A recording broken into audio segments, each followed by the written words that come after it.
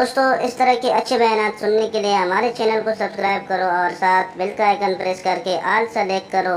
شکریہ. صرف ایک ہمیں حدیث ملتی ہے، حضرت عائشہ نے جماعت کروائی ہے صحابیات کے درمیان میں کھڑے ہو کر،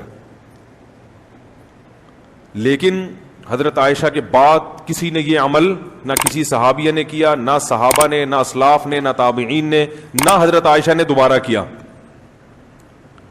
تو اس سے علماء کہتے ہیں کہ نماز ہو تو جائے گی مگر یہ عمل پسندیدہ نہیں ہے، کیونکہ کہیں بھی نہیں ملتا کہ ایسا ہو. اگر یہ جائز ہوتا، اچھا عمل ہوتا، باعث ثواب ہوتا تو یہ امت میں چلا آتا. تو ابتدائی اسلام میں کچھ کام ایسے ہوئے ہیں جو بعد میں منسوخ ہو گئے. تو حرام ناجائز نہیں کہتے مگر مکروہ تنزیہی ہے، ناپسندیدہ ہے، اس کو پروموٹ نہیں کرنا چاہیے. اور یہ اس لیے ناپسندیدہ ہے کہ اسلام میں عورت کی امامت پسند نہیں ہے. اب کم از کم ویسے تو گھروں میں خواتین مردوں کی امامت کو مانتی نہیں ہیں، تو نماز میں ہی ان کو یہ سبق ملتا ہے کہ بھائی ہمیشہ مرد ہم سے آگے کھڑے ہوں گے، نماز ہم مرد کے پیچھے پڑھیں گے. تو نبی کے دور میں بھی ایسا ہوتا تھا، صحابیات یا تو گھر مسجد میں آ کے نبی کی امامت میں نماز پڑھتی یا گھر میں اخپل طریقے سے نماز پڑھتی تھی، جماعت نہیں کرواتی تھی. اور اگر گھر میں کوئی جماعت کرواتا تو مرد ہوتا. تو تراویح میں بھی اس کا اہتمام کرنا چاہیے، مردوں کے پیچھے خواتین نماز پڑھیں، خود جماعت نہ کرائیں، مردوں کی اقتداء میں نماز پڑھیں.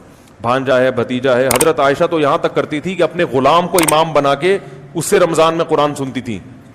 حالانکہ غلام تو بالکل ایک خادم ہوتا ہے، لیکن چونکہ مرد ہے تو غلام کا مقام تو کم ہے نا. حضرت عائشہ کا مقام تو ویسے بھی زیادہ ہے کیونکہ وہ ام المومنین ہے، وہ ماں ہیں اور نبی کی سب سے جو ہے نا چہیتی بیوی ہیں.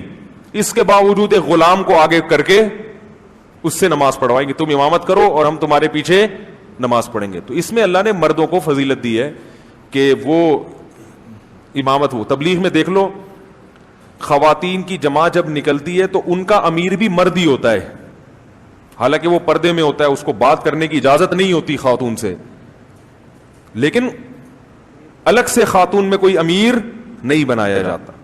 تو یہ وہ شریعت کے مزاج کی رعایت کرنے کی وجہ سے. تو اس لیے جو ہے اس میں بھی اس کا خیال کیا کریں کہ جو حافظ خواتین ہیں وہ ویسے ہی دہرا لیں اپنا قرآن یا اکیلے پڑھیں. تراویح جماعت کرنے کی کیا ضرورت ہے ان کو، تراویح اکیلے پڑھیں وہ اپنے اخپل طریقے سے. دوستو اس طرح کے اچھے بیانات سننے کے لیے ہمارے چینل کو سبسکرائب کرو اور ساتھ بیل کا آئیکن پریس کر کے آل سلیکٹ کرو. شکریہ. پھر ملیں گے نیکسٹ ویڈیو میں. اللہ